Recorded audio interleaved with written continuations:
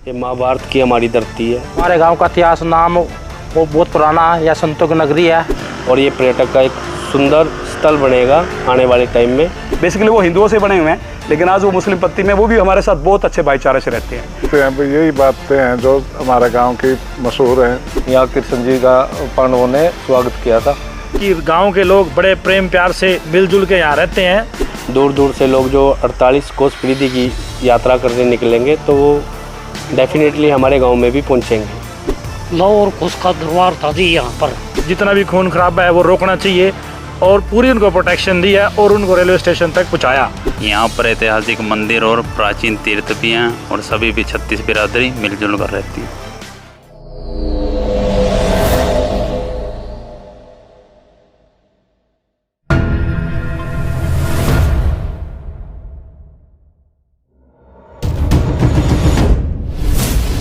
राम राम जी, नमस्कार। मैं अमन मलिक और आज मैं उपस्थित हूँ ऐतिहासिक नगरी गांव अलावला में और गांव के ही कुछ मौजूद व्यक्ति, कुछ युवा साथी हमारे साथ आज विराजमान हैं और आइए जानेंगे गांव अलावला के इतिहास के बारे में, क्या कुछ विशेषताएं रही हैं।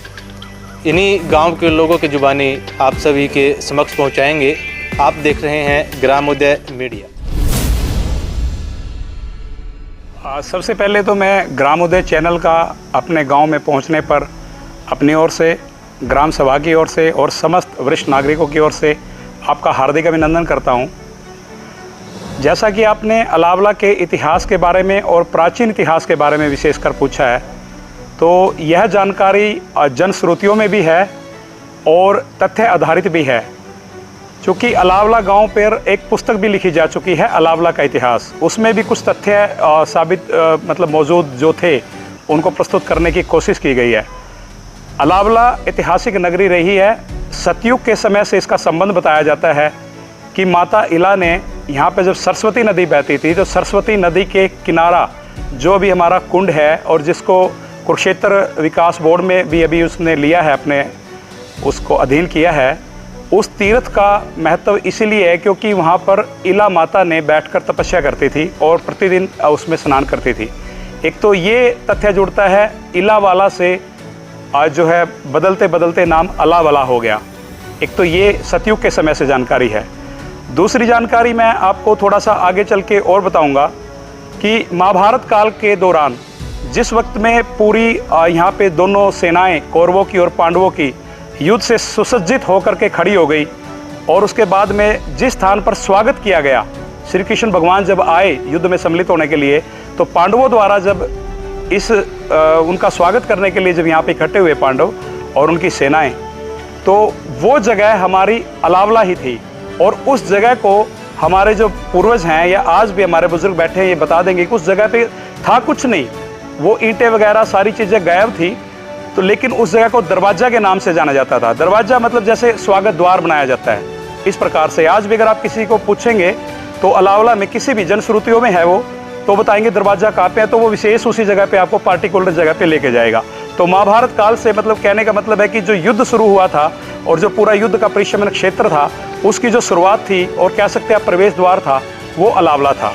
तीसरी बात, यहाँ पर शाकुंभरी माता की सिद्धि पीठ कभी किसी सदी में, क्योंकि यहाँ पे बर्रा राजपूत, चौहान राजपूत, अलग अलग वंशों ने राज किया है।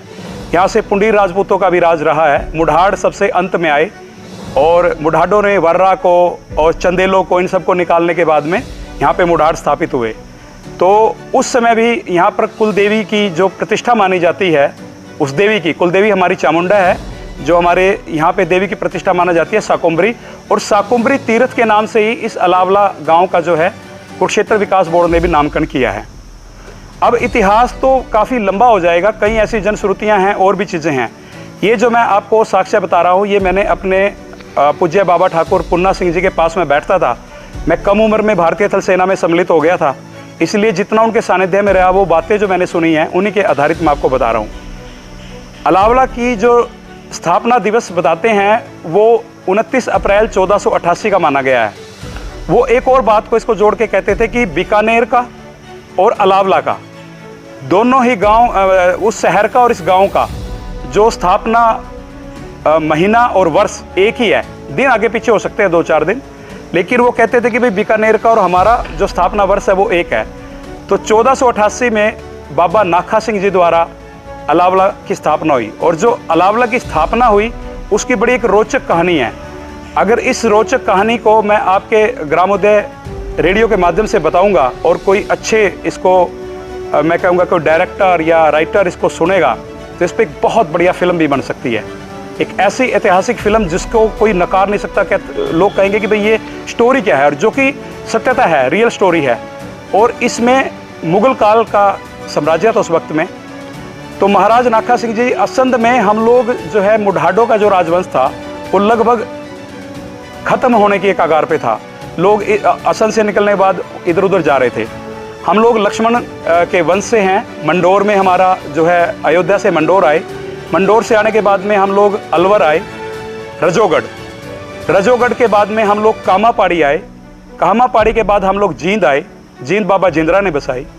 जींद के बाद में बहुत से लोगों को ये रहते कि भाई जाटों की विरासत है वहाँ पे, उस पर भी मैं बताऊँगा। मैं उन रानी से भी मिला हूँ। वो जो रानी का बताते हैं ना कि रानी का वो बना हुआ है तालाब, रानी तालाब, उसकी बहुत अच्छी रोचक कहानी है। और पहले महेंद्र प्रताप सिंह जी तक राजपूत थे, आगे फिर वो शादी उन्होंने भरतपुर में कर ली थी।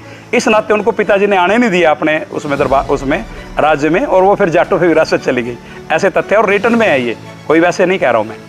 तो उसके बाद में फिर जींद से हम लोग विस्थापित होने के बाद में कलायत में मुगलों के खिलाफ बहुत ज़बरदस्त मुढाडों ने लड़ाई लड़ी है, और मुढाड राजवंश एक बार फिर से जो है चमका। नहीं तो मुढाड जो शब्द है बहुत प्राचीन है। मुढाड, खुडाड, सिक्रवार, प्रतिहार, परिहार, इस तरह से 5 जो गोत्र थे ये बहुत प्राचीन है, अति प्राचीन है। प्रतिहार जैसे कहते हैं, तो प्रतिहार के समकालीन ही मुढाड हैं। सबसे पहले अगर राजपूतों में किसी से राज सत्ता गई है तो मुढाडों से गई है। इसलिए मुढाडों में प्रतिस्पर्धा ज़्यादा रही है, आपसी द्वेष भी ज़्यादा रहे हैं, और कहीं ना कहीं हम लोग सत्ता में भागीदारी, या हम कह दें कि वैश्विक जो आज की प्रगति जिसको समझा जाता है पैसा या वैभव, उसमें हम लोग पिछड़े हैं। इसी कारण से हम लोग पिछड़े, क्योंकि हमारे से सत्ता बहुत समय पहले जा चुकी थी। कलायत में 360 खेड़े जो है स्थापित हुए हैं, और 360 खेड़ों में ही हमारे गांव का भी नाम था।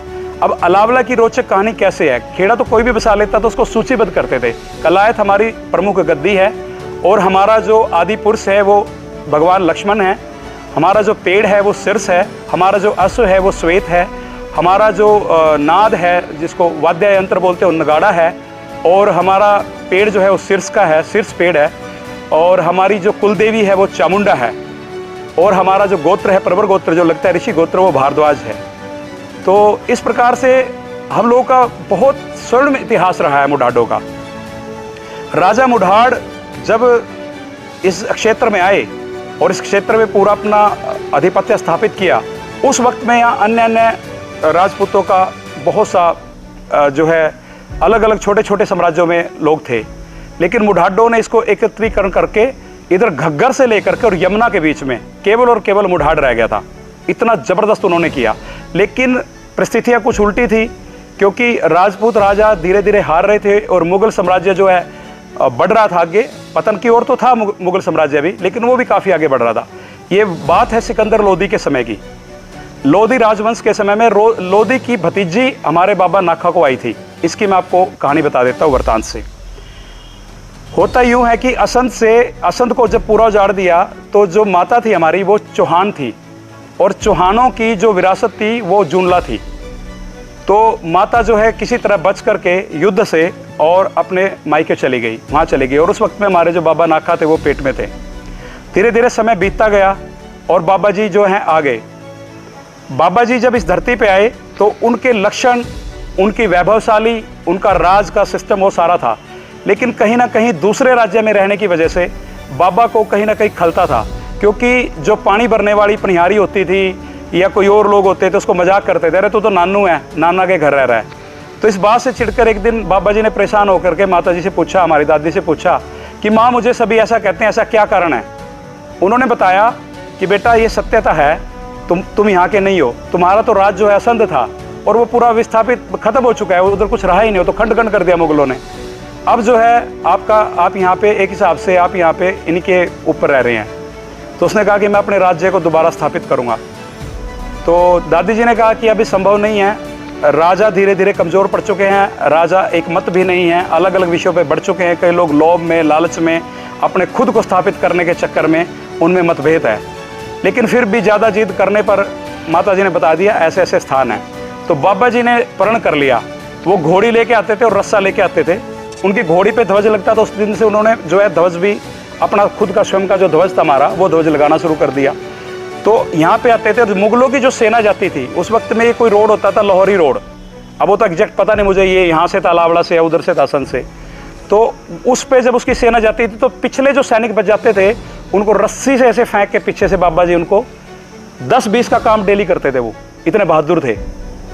अब मुगलों को डेली जब रिपोर्ट लगती, फौज तो गिनती की होती है, रिपोर्ट लगती भाई पीछे सैनिक रह गए, पता लगता भाई वहाँ मरे पड़े, तो वो मारकाट जो होती थी वो डाचर से लेकर के और यहाँ सफेदों के बीच में होती थी।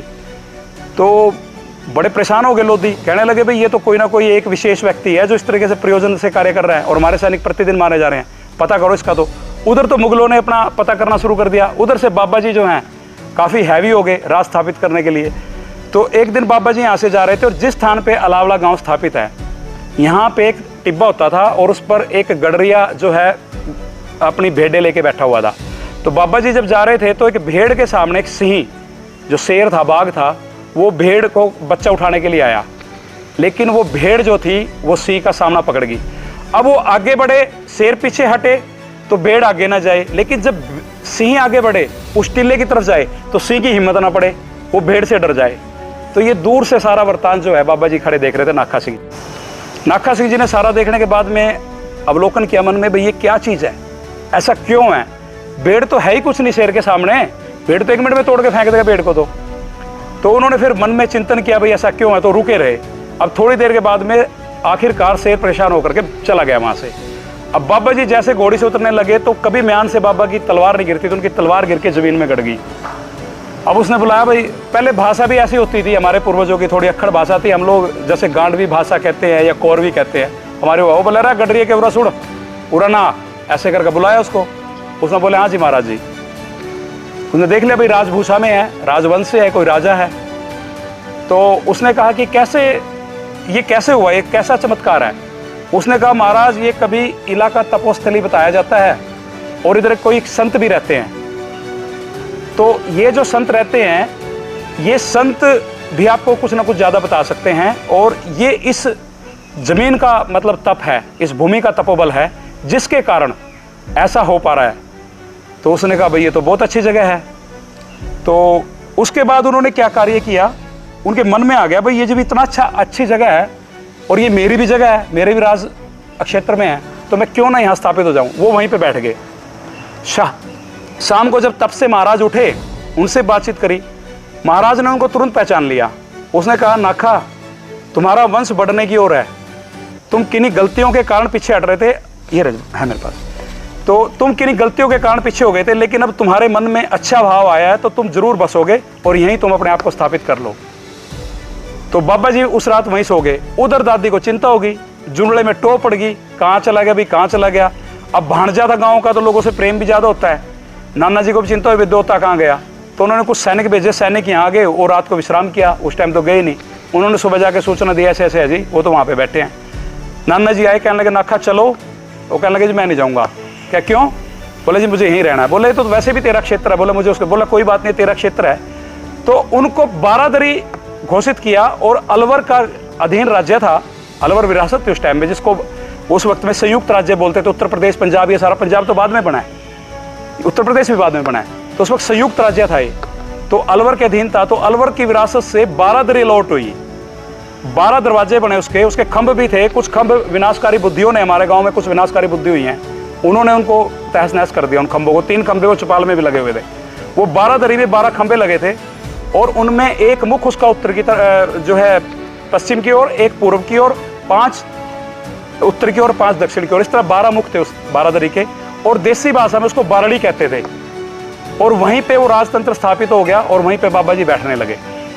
अब बाबा जी ने पूरा राज स्थापित करने के लिए एक तो सीमा का पत्थर जो अलवर से आया था उस पर गांडवी भाषा में लिखा हुआ था हमारा, आज भी आप पता कर सकते हो, बांसे के जोड़ के अंदर गाड़ा गया।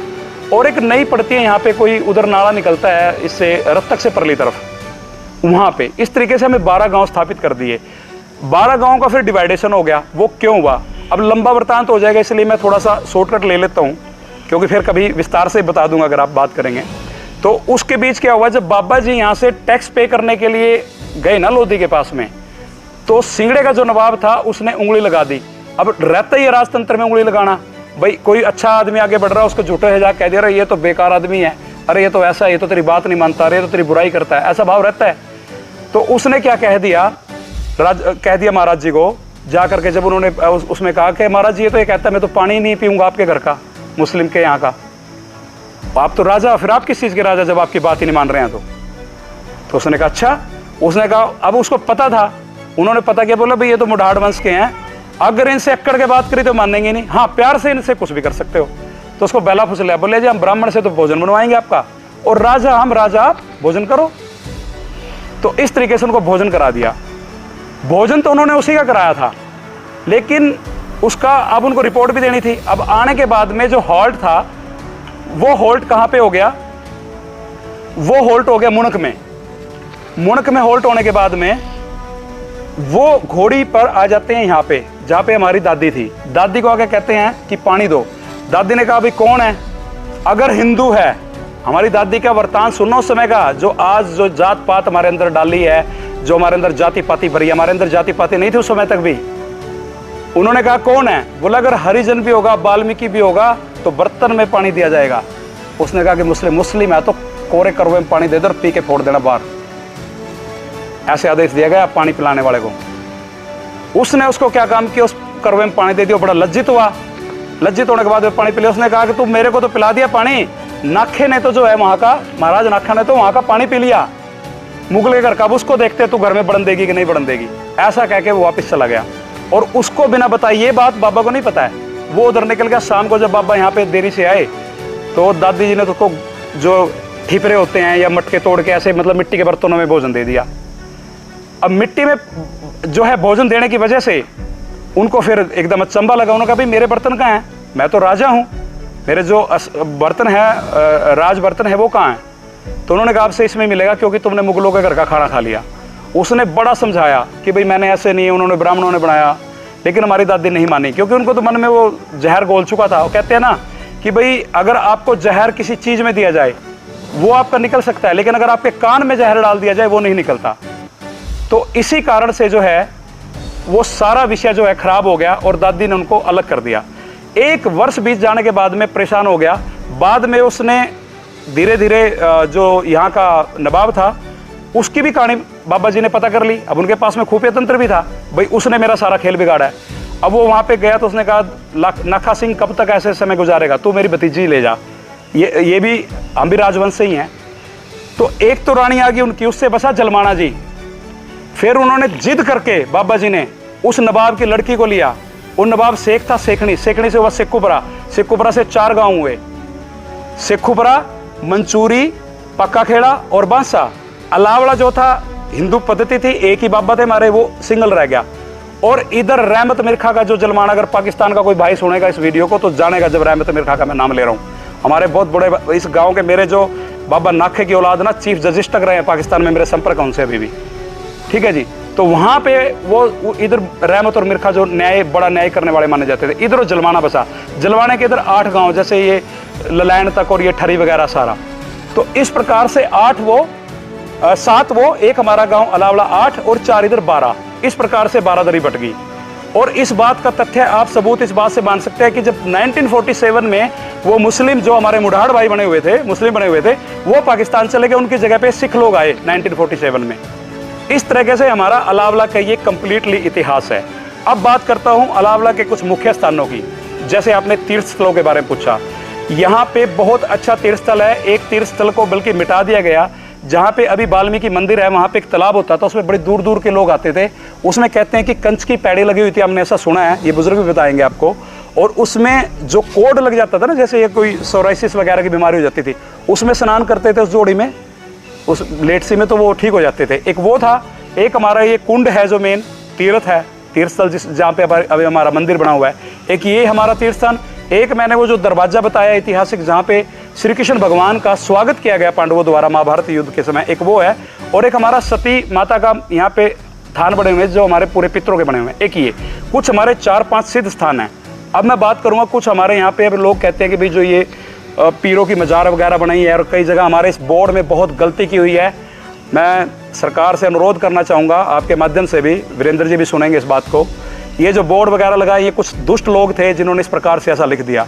ये बिल्कुल नकारात्मक लगाया गया है। कोई पीर बाबा यहाँ पे किसी प्रकार का पीर बाबा नहीं है, ना कोई यहाँ पे पीर वीर है। यहाँ पे केवल और केवल शक्तियाँ हैं, इनकी शक्ति को मोल्ड करके रखा गया है। इसके विषय में एक अलग से बताऊँगा। हमारे लोग हैं ये सारे, अस्त बली नाम है इनका। कहीं से आप इसकी गजट से नाम निकलवा लो, आप इसकी जो फर्द है उससे नाम निकालो। अस्त बली क्या आपको ज्ञानवापी की तरह हिंदू शब्द नहीं लगता? अस्त बली, बली जैसे बजरंग बली, अस्त मतलब शाम का बली। इस प्रकार के हमारे जो सिद्ध पुरुष थे उन पे इन्होंने अपने स्थान स्थापित करके इस प्रकार से बढ़ा दिया है। तो इस प्रकार का ये जो मोटा मोटा वृत्तांत मैंने बताया ताकि सभी को समय मिल सके और भी बात बता सकें, ये सारा विषय था। और अलावला जो गांव है आज भी, एक और मैं बात बताऊंगा, अंग्रेजों से और मुगलों से तो पंगा लिया ही था। अंग्रेजों से भी पंगा लेने के बाद में इसको रकबा बहुत कम मिला। कुछ तो ये बट गया, डिवाइड, उनके पास एविडेंस आ गए, भाई इधर बट गया उधर बट गए, 12 गांव ऐसे बट गए। और रही सही जो थी, हमारे लंबरदार थे वो शेखुपुरा रहते थे, उन्होंने ले के ना घोड़ी इधर और कहा भाई इतना, वो सारा ही मेट दिया काम। आज मेरे गांव में, मैं आधिकारिक रूप से कह रहा हूँ, सबसे कम जमीन राजपूतों का, सबसे कम जमीन का गांव है और सबसे उन्नत गांव है। आप ये मकान देखो, ये कोठियां देखो, आसपास देखो, घर देखो, केवल और केवल हमारे गांव के बच्चे अपनी मेहनत से, अपनी लगन से, चाहे वो विदेशों में जाके नौकरियां कर रहे हैं, चाहे वो मेहनत मजदूरी कर रहे हैं, चाहे वो सरकारी जॉब में है, भारतीय थल सेना में बहुत लोग हैं हमारे यहाँ के, किसी भी प्रकार से अपना गुजारा कर रहे हैं। लेकिन नकारात्मक आदमी 1-2 को छोड़ करके, जो नकारात्मकता है वो ज़्यादा नहीं है अलावला में। वो अच्छे लोग हैं जो आज भी मेहनत करने के लिए, और 36 बिरादरी हमारी मिलजुल के रहती है। यहाँ पे एक शमशान घाट है, एक मंदिर है, किसी को भी पूजा स्थल पे कोई पाबंदी नहीं है। शमशान घाट सभी जातियों के लिए, बहुत कम जगह मिलेगा आपको, केवल एक शमशान घाट है मेरे गांव में। वहाँ पे हरिजन भी, वाल्मीकि भी, हमारे सभी भाई जितने भी लोग हैं सभी वहाँ पे बसते हैं, उनमें किसी प्रकार का कोई बैर विरोध नहीं है। इस प्रकार अलावला को आप ये कह सकते हैं एक छोटा सा गुलदस्ता है। तो अलावला का मेरी तरफ से इतना ही है, बाकी ये सभी बैठे हैं, ये आपको बताएंगे। जय श्री राम। ग्राम विद्या चैनल का स्वागत है अलावला गांव में सभी ग्राम वासियों की तरफ से। और चैनल का हम यहाँ पे जो है सभी को जानकारी दे रहे हैं कि ये जुड़ना चाहिए और ऐप वगैरह जो भी है डाउनलोड करने चाहिए, ताकि आसपास के गांव के जितने भी हैं आपस में जुड़े रहें और कोई भी जानकारी है वो सीधे हमारे पास या आसपास के जितने भी गांव हैं उनके पास पहुंचती रहे। तो आप सभी का स्वागत है। मेरे गांव के जितने बुजुर्ग यहाँ बैठे हैं उन सभी का भी स्वागत है। तो इसी के साथ मैं आप सबका एक बार से फिर धन्यवाद देता हूँ। धन्यवाद।